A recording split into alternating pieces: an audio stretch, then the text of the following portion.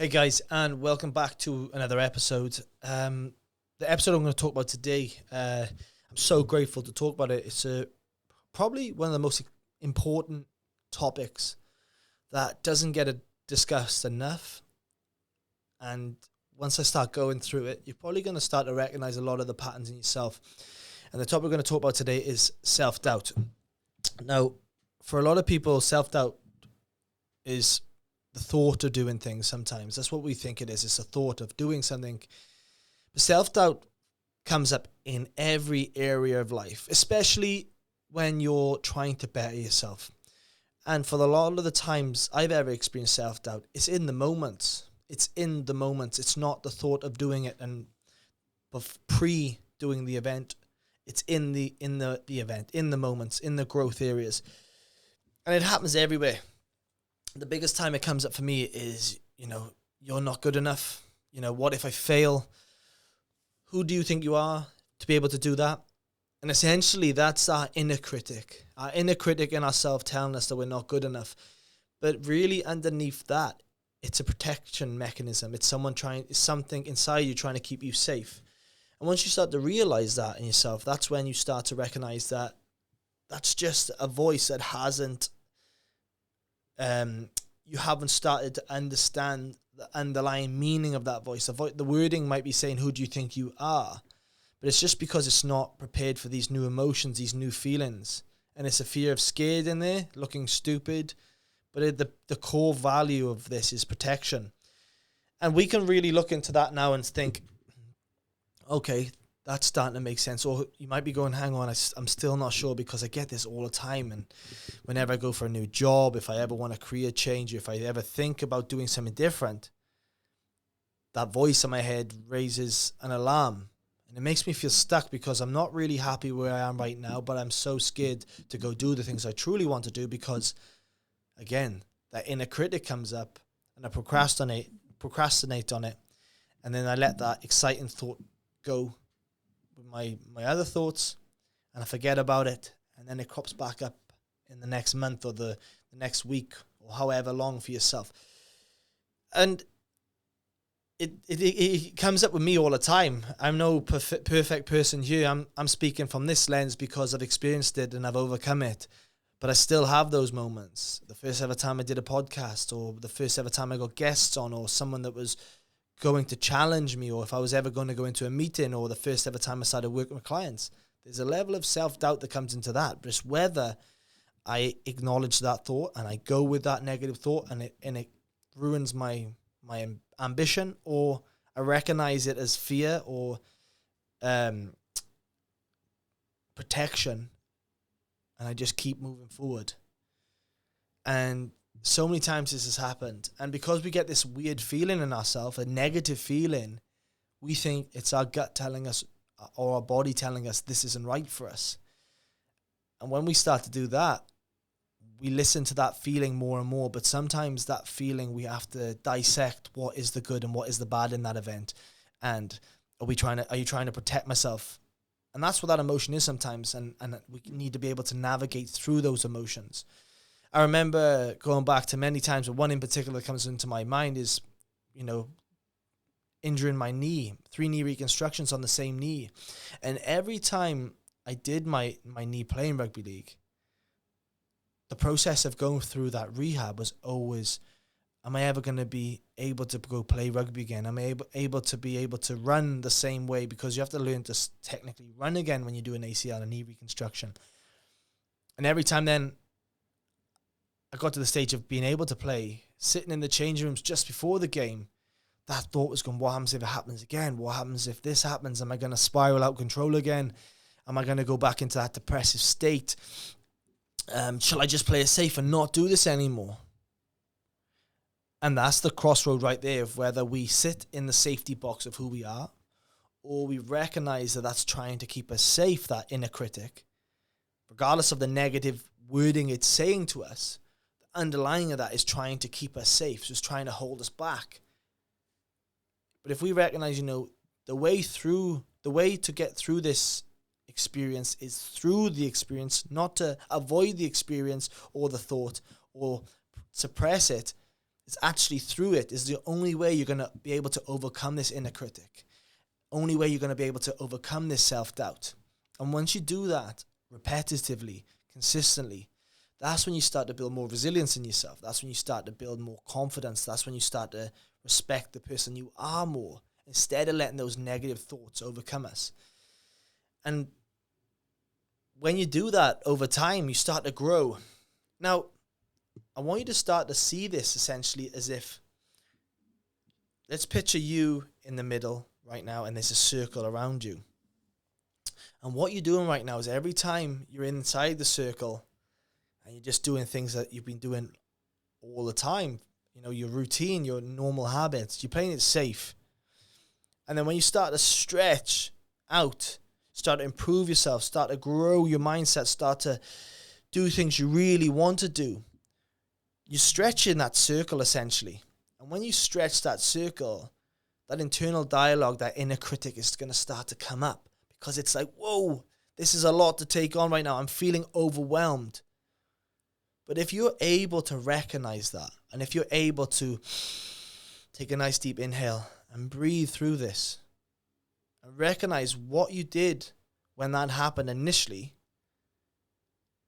and recognize this is when that trigger comes up for me, this is what I do. I start to retreat, or I start to freeze, or I start to get overwhelmed and I start making mistakes.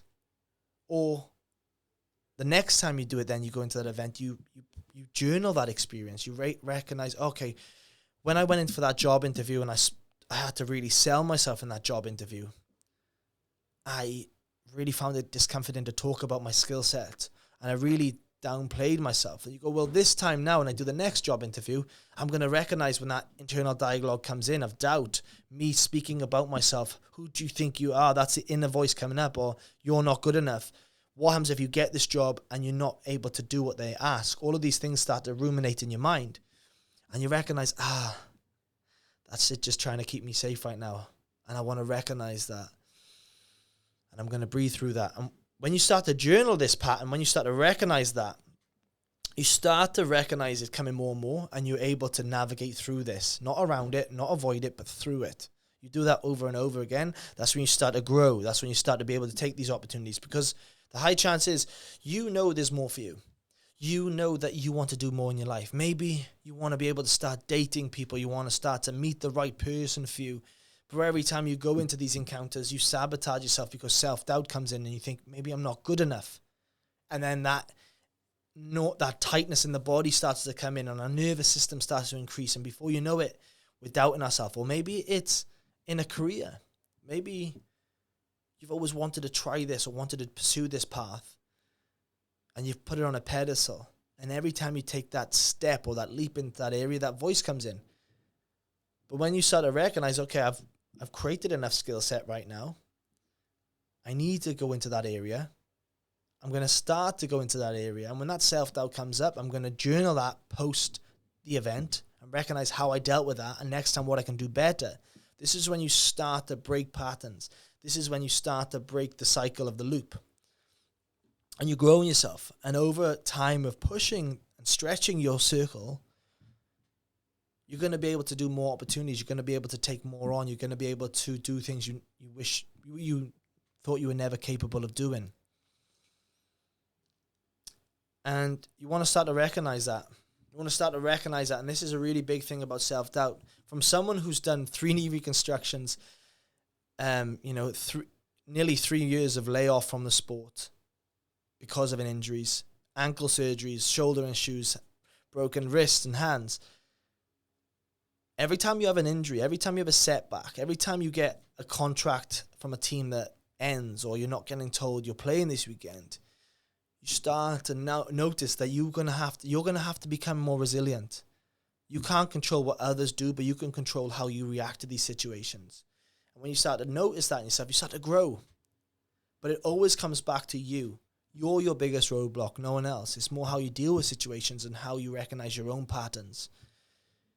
There might have been something that happened to you where it happens a lot when I speak to people, is something happened early on. Maybe a teacher said to you, you were never going to amount to nothing. You were never great in school. So you've always put yourself in a box, and you've played it safe, played it small.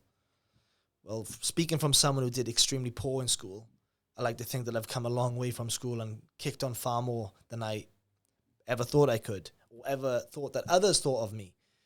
But I didn't let that experience hold me back from where I am today. In fact, I've used it as motivation, and that's what I've leveraged from that, and that's what you should be leveraging. And the other factor when it comes to doubt, now this is the biggest one. It's about how you build momentum and how you make decisions quickly. The more time you go from an experience, of a thought, and when you start to think of a thought and it comes into your mind and you're excited about it and you really want to do this, the more time you dwell on that idea, the less chance of it happening. Once an idea comes in, you need to start to make action on it there or within the next hour or so. If you start to build it up where I'm going to do this next week, you're not going to do it. Because life gets over you. You start to procrastinate on this. You start to build some form of resistance between you and that idea, and it never happens. You need to move. You need to move while the iron's hot. The more and more you recognize that about yourself, the more and more you recognize, I do that. I procrastinate on things.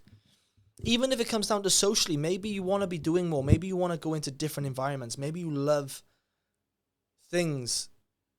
And because you're not, maybe you want to start to pursue a different area. Maybe let's call it fun. We're going to call it fun right now.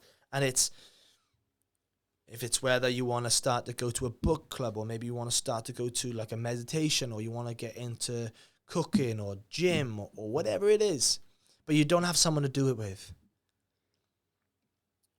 The likelihood that you're waiting on someone to join you in this event, where you should just go, you know what? I really want to do this thing. If it's a book club or a gym club, there's a lot of people in that environment right now that would be aligned with you. So instead of you waiting on a peer or a family member or a friend or a partner to do with you, take that opportunity. And when it comes in your head and it excites you, don't put it to the side, and I'll get to that another time. Make that decision right now. Because the reality is, you don't just do that in this area of your life, you do it in other areas of your life too. You might do it with your work, you might do it with your partner, you might do it with your habits. When you start to recognize you're starting to do this in other areas of your life, you're going to go, you know what? He's bang on right now. That is me. So you need to start to cut the bullshit out of your own inner dialogue. The excuses that you make. When you start to cut out the excuses and you start to move quicker, that's when self-doubt starts to decrease. But I want to let you know right now, don't expect for it to go, but being able to work with it.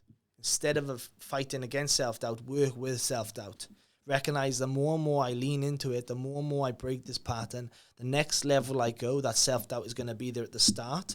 But the quicker I ride through that, the quicker you're going to be able to react and change that pattern and start doing more things you want to do. And I'm going to tell you right now, when you start to do that, you're going to build more confidence. You're going to build more purpose. You're going to be doing things you truly want to do. And I don't know about you right now. When I do things I really want to do that excite me, there's a different energy about me. I start having a bit more swagger about myself. I start walking with more confidence. But you've got to start to live in alignment with who you are. You know there's more out for you right now. And it's time for you to do that.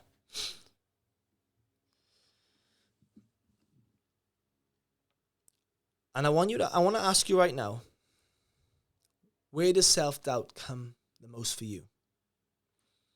And when it does, how do you deal with it? Maybe you go on your phone and avoid that feeling, or maybe you junk food, or maybe you drink alcohol, or maybe you exercise more. Maybe you go for runs to block out that noise. I'm going to tell you right now, exercise is great, but if you've been doing exercise for a long time, that's not your heart anymore. That's not your growth anymore. That's a part of your life. That's a part of your routine. If you want to grow mentally, spiritually, emotionally, that's your heart now. That's your new growth section. People get that area confused. Maybe you want to become a better communicator, but every time you're in these circles, you doubt yourself. Oh, I'm going to sound stupid, or I don't like the sound of my voice, or what happens if it comes out wrong and I beat myself up? Well, the best thing about this is you're never going to be perfect, but you better start trying. And the more and more you start trying, well, the best thing is you're going to get better at it. No one No one was born like a natural talker. You have to build reps on it. You need to build reps on it. And that's when you're going to start to decrease that voice. And then you're going to start to recognize that that nervous system that's been holding you back is going to decrease a lot quicker. And when you start to decrease a lot quicker in that area, the more chances you're going to do more things, because this inner dialogue is not holding you back anymore. It's leaning you in. It's a really important one. Self-doubt can kill so many ideas, so many purposeful people, and it keeps people playing them. It makes people play safe when we're not designed to play safe. Yeah. It shows up all the time in my life. But the more and more you recognize it, the more and more you have a level of awareness to yourself, and you're more in tune with your body, you're going to move differently. So the question I'm going to ask you today is, where does self-doubt show up for you, and how do you react to that? And moving forward, what would you like? And if you wanted that, what changes have you got to make in yourself? Breathe through it, recognize the pattern, journal it after the event. You do that back to back, you're going to start to see change a lot quicker in yourself, and a more positive change. You're going to start to talk better to yourself. All right, guys, have a good one.